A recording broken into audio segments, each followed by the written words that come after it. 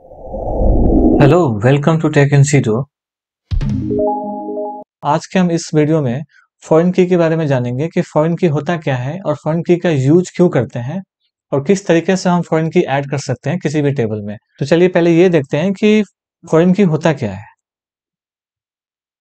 Foreign key is a column that is used to establish a link between two tables. A simple word you can say that a foreign key in one table used to point primary key in another table. इसका मतलब ये है कि foreign की column जो है उसका हम यूज इसलिए करते हैं कि दो टेबल के बीच में हम लिंक बना सके या लिंक इस्टेब्लिश कर सके। इसके लिए हम फॉरेन की का यूज करते हैं किसी भी कॉलम को। सिंपल भाषा में कहें तो आप दो टेबल के बीच में अगर लिंक बनाना हो तो फॉरेन की का यूज कर सकते हैं आप। फॉरेन की जो है एक टेबल में रहेगा और दूसरे टेबल में प्राइमरी की को पॉइंट करेगा। इस तरीके से फॉरेन की बनता है। मैं एक एग्जांपल से आपको समझाता हूँ। जैसे मान लीजिए कि हमारे पास दो टेबल है, एक कस्टमर्स का टेबल है, एक ऑर्डर्स का टेबल है। कस्टमर्स के टेबल में सिर्फ कस्टमर्स का डेटा रहेगा, जैसे आईडी हो गया, फुल नेम हो गया, एज हो गया, कंट्री हो गया, ठीक है। उसके बाद ऑर्डर्स के टेबल में हम सिर्फ ऑर्डर्स से रिलेटेड डेटा हम इसमें इंसर्ट करेंगे, जैसे ऑर्डर आईडी हो गया, प्रोडक्ट हो गया, प्राइस हो गए।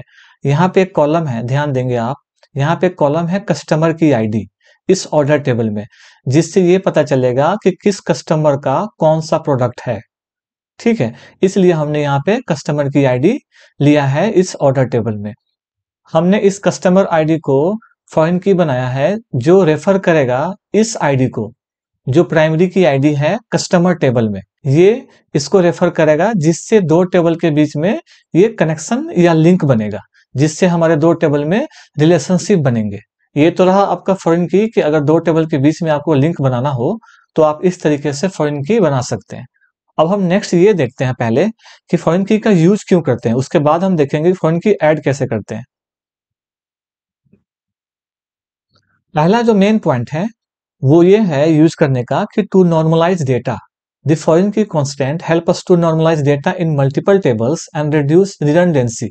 This means that a database can have multiple tables that are related to each other. इसका मतलब कि फॉरेन की कांस्टेंट जो है हमें मल्टीपल टेबल में डेटा को नॉर्मलाइज करने में हेल्प करता है एंड रिडंडेंसी को रिड्यूस करता है। इसका मतलब है कि जो भी फालतू का डेटा है एक टेबल में या फिर डुप्लीकेट डेटा है उसे कम करेगा और उसको मल्टीपल टेबल में कन्वर्ट कर देगा फॉरेन की मदद से। कैसे, हम एक एग्जांपल से समझते हैं। मान लीजिए कि हमारे पास एक टेबल है जिसका नाम है कस्टमर्स ऑर्डर। इस कस्टमर्स ऑर्डर्स में कस्टमर्स का भी डेटा है और ऑर्डर्स का भी डेटा है। ये जो है फॉर्म अननॉर्मलाइज फॉर्म में है। अननॉर्मलाइज का मतलब कि एक ही टेबल में सारा कुछ है, कस्टमर का भी डेटा है और ऑर्डर्स का भी डेटा है, तो इसलिए हम इसे अननॉर्मलाइज कहते हैं। आप यहाँ ध्यान देंगे कि जो नेम है जॉन, इसका एक प्रोडक्ट है जिसका नाम है लैपटॉप, ठीक है। और दूसरा एक और जॉन नाम का जो है सेम आईडी है, कस्टमर आईडी सेम है, नेम भी सेम है, पर उसका प्रोडक्ट डिफरेंट है, कीवर्ड है। इसका मतलब कि एक ही टेबल में डुप्लीकेट रिकॉर्ड आ रहा है, जैसे जॉन डुप्लीकेट रिकॉर्ड हो गया, यहाँ भी जॉन है, एज भी 27 है, एज भी 27 है। मान लीजिए कि जॉन अगर एक और प्रोडक्ट ऑर्डर करता है तो एक और रो ऐड होगा जहां पे नाम रहेगा जॉन, एज भी रहेगा 27 और आईडी भी रहेगा 1, पर प्रोडक्ट रहेगा डिफरेंट। मतलब कि एक ही टेबल में एक ही नाम का मल्टीपल ऑर्डर हो गए। मल्टीपल ऑर्डर तो सही है, पर ये जो नेम और जो एज है ये बार बार रिपीट हो रहे हैं। तो इस तरीके से हम इसे अननॉर्मलाइज फॉर्म कर सकते हैं, क्योंकि एक ही टेबल में हर चीज इंसर्ट किया हुआ है, ऑर्डर्स का डिटेल्स भी और कस्टमर का डिटेल्स भी, और कस्टमर का डिटेल्स हर बार रिपीट हो रहा है। अब हम क्या करते हैं कि अगर हम फॉरेन की कांस्टेंट की हेल्प से क्या करेंगे कि इस सिंगल टेबल को हम मल्टीपल टेबल में कन्वर्ट करेंगे और डेटा को नॉर्मलाइज करेंगे। कैसे, मान लीजिए कि इसी टेबल को मैंने दो टेबल में बना दिया, कस्टमर्स टेबल में और ऑर्डर्स टेबल में। कस्टमर्स टेबल में मैंने कस्टमर का डेटा रखा और ऑर्डर्स टेबल में मैंने ऑर्डर्स का डेटा रखा कि हाँ किस कस्टमर का कौन कौन सा ऑर्डर है। बस हम इस ऑर्डर टेबल में कस्टमर की आईडी सिर्फ हमने इंसर्ट किया है, ना कि कस्टमर का नाम है, ना कि कस्टमर का एज है, कोई भी रिपीटेड चीज नहीं है, सिर्फ कस्टमर आईडी को छोड़कर। तो हमें क्या करना पड़ेगा कि इस दोनों के बीच में रिलेशनशिप बनाना पड़ेगा। तो उसके लिए अब हम क्या करेंगे कि इस ऑर्डर टेबल में कस्टमर आईडी कॉलम को हम फॉरेन की बनाएंगे जो रेफर करेगा कस्टमर टेबल में प्राइमरी कॉलम को। ये जो प्राइमरी की कॉलम है आईडी कस्टमर का, उसे हम रेफर करेंगे, जिससे हमारा दो टेबल के बीच में लिंक बन जाएगा, ठीक है। तो इस तरीके से हम सिंगल टेबल को नॉर्मलाइज करके दो टेबल में कन्वर्ट कर सकते हैं। अब जो है मान लीजिए जॉन चाहे जितनी बार भी अगर ऑर्डर प्लेस करता है वो उसकी सिर्फ कस्टमर आईडी यहाँ पे रहेगी। एक और रो ऐड किया जा सकता है, कस्टमर की आईडी 1 रहेगी जिसका नाम है जॉन, पर प्रोडक्ट डिफरेंट हो सकते हैं। मगर हमने यहाँ पे इस ऑर्डर टेबल में कोई भी रिपीटेड कस्टमर आईडी को छोड़ के, जैसे फुल नेम हो गया, एज हो गया, जैसे इस अननॉर्मलाइज फॉर्म में था, नेम है, एज है, हर बार रिपीट हो रहा था, उस तरीके से हम यहाँ पे रिपीट नहीं कर सकते अगर हमने ऑर्डर का टेबल सेपरेट कर दिया है और कस्टमर का टेबल अगर सेपरेट कर दिया है तो इस तरीके से हम दो टेबल में कन्वर्ट कर सकते हैं अननॉर्मलाइज्ड फॉर्म को, और फॉरेन की मदद से हम दोनों टेबल के बीच में लिंक बना सकते हैं। तो ये हुआ पहला फायदा जो नॉर्मलाइज करेगा डेटा को। अब हम देखते हैं दूसरा जो है prevent wrong data from insertion. If two database tables are related through a field, using foreign key makes sure that wrong data is not inserted in that field. This helps eliminate bugs at the database level. कैसे? ये जो क्या कह रहा है कि database insertion करने में जो भी रॉन्ग डेटा है उसे रोकेगा। कैसे?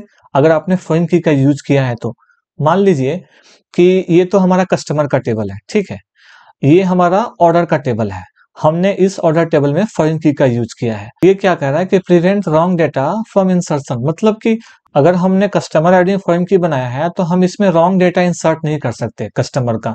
मान लीजिए कि कस्टमर की आईडी अभी जो कस्टमर टेबल में है 1 और 2 है, तो 2 1 1 जो है कस्टमर की आईडी है, इसलिए ये इंसर्ट हो गया। मान लीजिए कि फ्यूचर में आप इस तरीके से इंसर्ट करना चाहते हैं, इंसर्ट इनटू ऑर्डर्स का टेबल हो गया, ऑर्डर की आईडी जो हो गया 201 हो गया, प्रोडक्ट हो गया लैपटॉप, प्राइस हो गया 75, कस्टमर की आईडी हो गया 99। ये क्या बोल रहा है? Attempt to insert an order with customer ID 99 which doesn't exist in the customer table. मतलब कि जो 99 है वो कस्टमर टेबल में एग्जिस्ट करता ही नहीं है। वो जो आईडी है कस्टमर की आईडी हम ऑर्डर टेबल में इंसर्ट कर रहे हैं एक ऑर्डर को, किस कस्टमर का? 99 कस्टमर का। 99 आईडी है ही नहीं। तो अगर आपने इस कॉलम में 99 अगर आप इंसर्ट करना चाहेंगे तो इंसर्ट नहीं होगा, क्योंकि आपने फॉरेन की यूज किया है पहला नंबर। तो फॉरेन की ये चेक करता है कि क्या ये जो 99 है क्या ऑलरेडी एग्जिस्ट है कस्टमर टेबल की आईडी से। अगर नहीं है तो ये इंसर्ट नहीं होगा, क्योंकि ये फॉरेन की जो है किसको पॉइंट करता है? इस कस्टमर आईडी को पॉइंट करता है जो हमारा कस्टमर टेबल में है। तो इस वजह से ये एक फायदे हैं जो हमें गलत डेटा इंसर्ट करने में रोकेगा। ये आपके दो मेन फायदे हैं। अब हम देखते हैं कि फॉरेन की को कैसे ऐड करेंगे ऑर्डर टेबल में अगर हमें दो टेबल के बीच में रिलेशनशिप बनाना हो।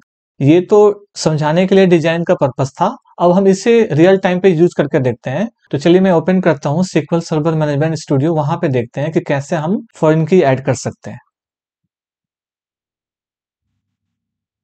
हमने सेम टेबल लिया है जो एग्जाम्पल में था, कस्टमर्स एंड ऑर्डर्स, ठीक है।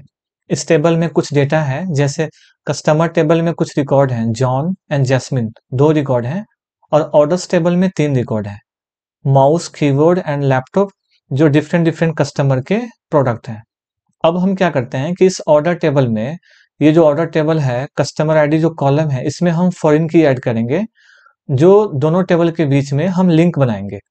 पहले हम ये चेक कर लेते हैं कि क्या ऑर्डर टेबल में फॉरेन की है या नहीं। उसके लिए ऑर्डर टेबल को एक्सपेंड करेंगे, की को एक्सपेंड करेंगे, यहाँ पे सिर्फ पीके लिखा हुआ है, मतलब सिर्फ प्राइमरी की है इस टेबल में, ठीक है।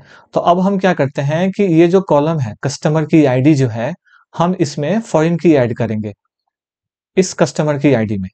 उसके लिए जो क्यूरी है फॉरेन की ऐड करने का, जो क्यूरी होता है वो होता है अल्टर टेबल, टेबल का नाम क्या है? ऑर्डर्स, क्योंकि हमें ऑर्डर्स टेबल में ऐड करने हैं फॉरेन की, जो कॉलम नेम है कस्टमर आईडी। तो अल्टर टेबल, टेबल का नाम, ऐड फॉरेन की, उसके बाद ब्रैकेट ओपन, उसके बाद कॉलम का नाम, कौन सा कॉलम है? कस्टमर आईडी, ठीक है। ये कस्टमर आईडी ऑर्डर टेबल में है। उसके बाद हम लिखेंगे रेफरेंसेज। रेफरेंसेज का मतलब है कि हम किस टेबल को रेफर करने जा रहे हैं, तो कस्टमर टेबल है जिसे हम रेफर करेंगे। कस्टमर्स, ब्रैकेट ओपन किया, यहाँ पे हम उस कॉलम का नाम लिखेंगे जो प्राइमरी की कॉलम है कस्टमर टेबल में। तो प्राइमरी की कॉलम कौन सा है? आईडी। अगर मैं इस टेबल को एक्सपेंड करूं, कस्टमर टेबल में कॉलम को चेक करूं, तो ये आईडी है प्राइमरी की। हम इस कॉलम को पॉइंट करेंगे, तो आईडी लिखना पड़ेगा हमें। इसके लिए आईडी लिख दिया, बस हो गया आपका। इस तरीके से आप ऑर्डर्स टेबल में कस्टमर आईडी में फॉरेन की आपने ऐड किया है। ठीक है, वो किस टेबल को रेफर करेगा? कस्टमर्स टेबल्स के प्राइमरी की आईडी को। ठीक है, तो इस तरीके से आप सिलेक्ट करेंगे और एग्जीक्यूट करेंगे। कमांड कंप्लीटेड सक्सेसफुली, इसका मतलब कि फॉरेन की आपका ऐड हो गया ऑर्डर्स टेबल में। चलिए अब हम चेक करते हैं क्या ऐड हुआ है कि नहीं। ये रहा हमारा ऑर्डर्स टेबल। अभी तो आपको दिख नहीं रहा है। अगर मैं इस टेबल को रिफ्रेश करूं, कॉलम को एक्सपेंड करता हूं, तो यहां देख पाएंगे कि फॉरेन की आपका ऐड हो गया है, जो ग्रे कलर का की आइकन है, जिससे यह पहचाना जा सकता है कि ये फॉरेन की है। नहीं तो आपके पास एक फोल्डर है यहाँ पे, उस टेबल के अंदर की का फोल्डर है, आप यहाँ पे देख पाएंगे कि एक फॉरेन की ऐड हो गया है ऑर्डर टेबल में। तो इस तरीके से आप टेबल में फॉरेन की ऐड कर सकते हैं। अब हम ये भी चेक कर लेते हैं कि क्या, जैसे मान लीजिए कि हमारे पास ये रिकॉर्ड है, जैसे कस्टमर टेबल में कस्टमर की आईडी 1 और 2 है। अगर हम कस्टमर की आईडी 3 इंसर्ट करना चाहेंगे ऑर्डर टेबल में, तो क्या होगा वो चेक कर लेते हैं। अगर हमने फॉरेन की यूज किया है तो इंसर्ट इनटू, टेबल का नाम हो गया ऑर्डर्स, ठीक है, वैल्यूज, उसके बाद जो पहला कॉलम है ऑर्डर आईडी, मैं ऑर्डर आईडी देता हूं 23। उसके बाद देता हूं प्रोडक्ट। यहाँ पे आप देख पाएंगे पहला जो कॉलम है ऑर्डर आईडी, दूसरा है प्रोडक्ट, तीसरा है प्राइस, चौथा है कस्टमर आईडी। तो दूसरा है प्रोडक्ट, सिंगल कोट में हम प्रोडक्ट का नाम लेते हैं, जैसे माउस दे देते हैं, ठीक है, कॉमा। थर्ड कॉलम है प्राइस, प्राइस हम दे देते हैं 200, कॉमा, कस्टमर की आईडी। अब हम क्या करते हैं कि कस्टमर की आईडी 1 और 2 तो अवेलेबल है, अगर मैं 3 देता हूं, क्या ये इंसर्ट होगा? नहीं होगा, क्योंकि ऑर्डर टेबल में जो कस्टमर आईडी कॉलम है वो रेफर करता है कस्टमर टेबल में आईडी को। तो आईडी में तो 1 2 है, 3 है ही नहीं, तो इस वजह से ये 3 इंसर्ट नहीं होगा, क्योंकि हमने दोनों टेबल में रिलेशनशिप बनाया है फॉरेन की का। अब हम इसे एग्जीक्यूट करके देखते हैं कि क्या इंसर्ट होता है कि नहीं। एग्जीक्यूट करने पे ये आपको एरर देगा कि आपका फॉरेन की कांस्टेंट का कुछ कन्फ्लिक्टेड है, तो इस वजह से ये डेटा इंसर्ट नहीं होगा, क्योंकि जो आईडी 3 है कस्टमर की आईडी, वो एग्जिस्ट करता ही नहीं है कस्टमर टेबल में, इस वजह से ये इंसर्ट नहीं होगा। अगर मैं कस्टमर 1 लेता हूं या 2 लेता हूं तब इंसर्ट हो जाएगा।